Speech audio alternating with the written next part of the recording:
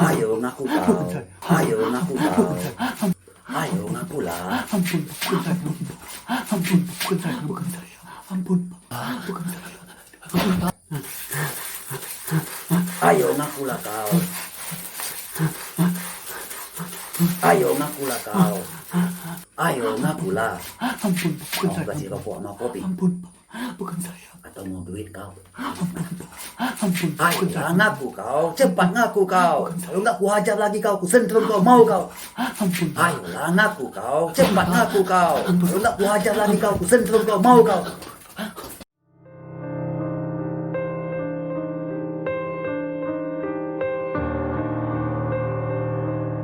Hukum di negeri ini adalah komoditas panas yang bisa diperjualbeli.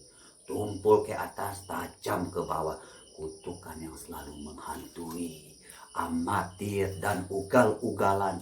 Sosok yang katanya mengayomi. Keadilan tak kunjung datang bagi rakyat kelas teri. Akhirnya yang berjuang kalah sama yang beruang. Ingat, dilarang miskin. Apa kabar teman-teman? Saya doakan semoga sehat selalu dan baik-baik saja. Kali ini saya akan membahas sebuah peristiwa yang naas yang menimpa 4 anak-anak di bawah umur yang dihukum atas pembunuhan yang tidak mereka lakukan sama sekali. Apa mau dikata, malang menimpa nasibnya. Niat baik dibalas dengan air dupa. Itulah yang menimpa Fikri Pribadi 17 tahun, Bagus Firdaus 15 tahun, Fatahillah 12 tahun, dan Arga Putra Samosir 13 tahun alias Ucok. Saya mohon maaf, tidak ada maksud untuk memunculkan institusi tertentu.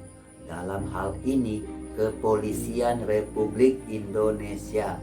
Yang saya paparkan murni dari kesaksian para korban yang dirangkum dari berbagai media. Minggu pagi 30 Juni tahun 2013 pukul 8.30 menjadi hari yang tak terlupakan bagi Arga Putra Samosir.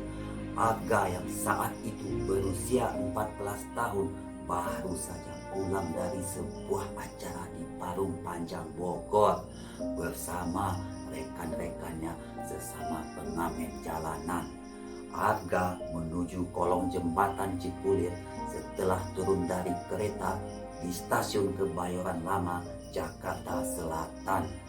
Kolong jembatan itu menjadi tempat berkumpul Arga dan rekan-rekannya sesama pengamen jalanan. Di situ mereka menemukan Diki Maulana 15 tahun dalam keadaan sekarat. Awalnya dikira orang gila, tapi setelah didekati ternyata orang itu berlumuran darah. Sekujur tubuhnya ini banyak darah dan sudah sekarat. Bayangkan, Arga takut, dia tidak berani mendekat melihat korban itu. Hanya berjarak 5 meter dia lihat, itu dilihat 5 meter.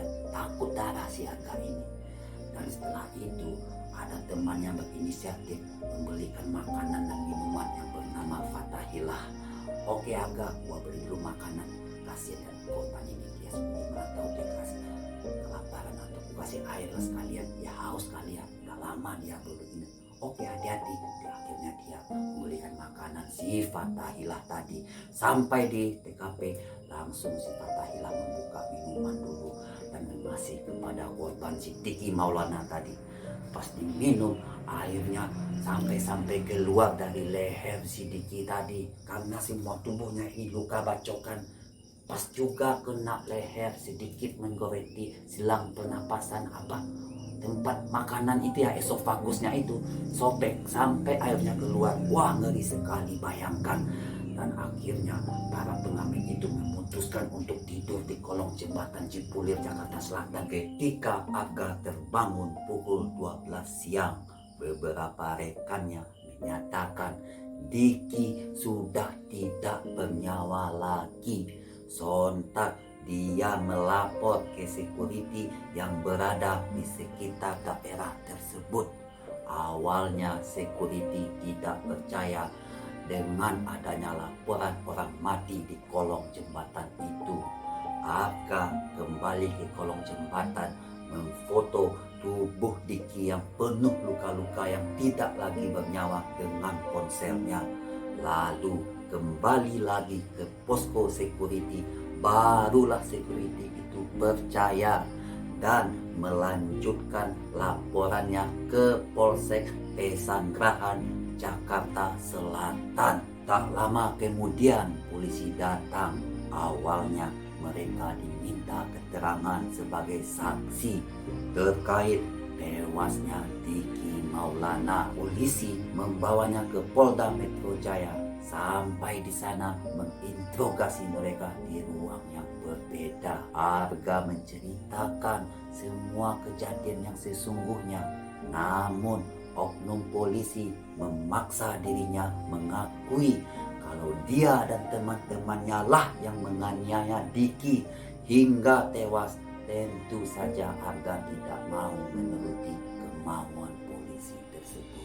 Arga dibawa ke lahan parkir Polda Metro Jaya. Anak kecil itu dianiaya. Arga mau mengaku. Dia dipukuli, dadanya diinjak. Namun dua pengamen lain ternyata menuruti paksaan polisi dan mengaku. Arga melihat salah satu teman dari mereka telanjang dada dan merokok dengan tubuh yang gemetar.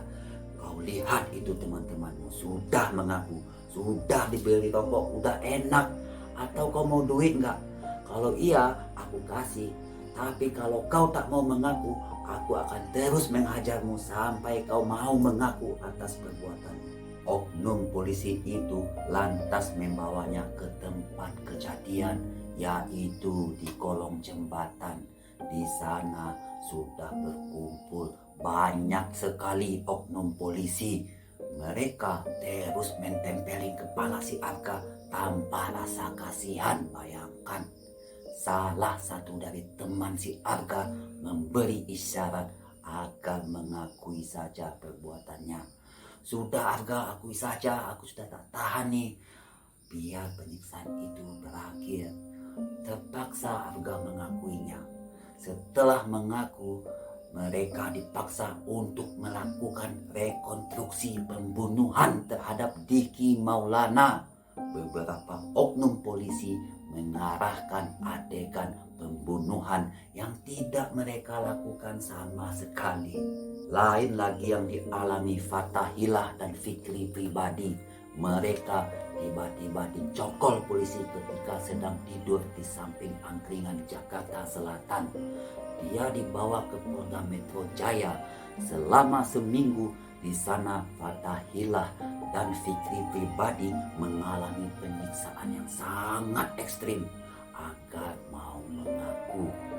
Anak di bawah umur itu disentrum, dipukul, dan dibungkus kepalanya dengan plastik biar susah bernapas. Bahkan luka setruman itu meninggalkan bekas di punggung dan perutnya. Dia tetap tidak mau mengakui tuduhan pembunuhan itu. Para pengamen Cipulit itu sempat mendekam di rumah tahanan Polda Metro Jaya selama 1 bulan 3 hari sebelum berkas mereka dikirim ke kejaksaan. Berkas perkara kemudian dipisah menjadi terdakwa dengan umur dewasa, yaitu Andro dan Nurdin, serta Fathahilah, Fikri, Arga, dan Bagus dengan status di bawah umur. Rata-rata mereka divonis bersalah dengan hukuman 3 tahun penjara.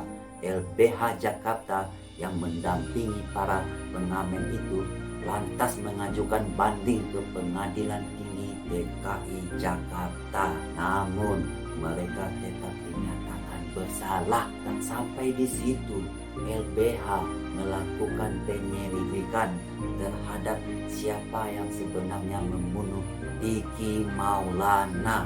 Setelah melakukan penyelidikan, LBH menetapkan satu orang sebagai dugaan kuat yang membunuh Diki Maulana.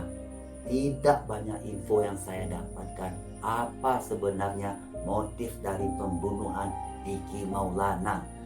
Dan yang menarik di sini, proses pengakuan dari pelakunya cukup unik dengan cara menjebak pelaku sebenarnya.